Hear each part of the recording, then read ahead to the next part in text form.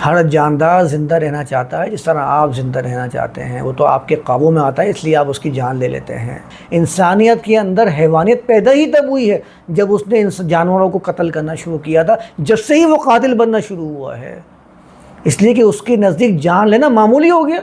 वो तो आपने कानून के शिकंजों में उसको जकड़ा है, इसलिए वो किसी इंसान को मारने के लिए 10 मरतबा सोचता है।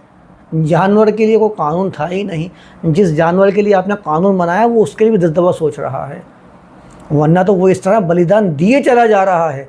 आप ज़रा जाएं पुराने ज़माने के अंदर, तारीख़ के अंदर जो तारीख़ आप पेश करते हैं, उस तारीख़ में आपके सामने आएगा जिसने गलबा हासिल कर लिया, जो ताकत में था, पावर में था, उसने इंसानों के बलि दिए, क्योंकि उसके गिरेबान को कोई पकड़ नहीं सकता था।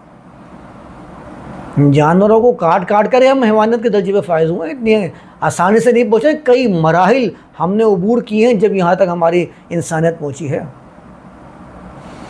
तो हमने तो बड़ी आसानी से खतना करवाई और ज़िंदगी का बलिदान दे दिया, बालों को कटवाया और अपने गुनाहों का बलिदान दे दिया। लेकिन अपनी हर गलती के अंदर मैं एक जानवर काटने के लिए तैयार बैठा हूँ।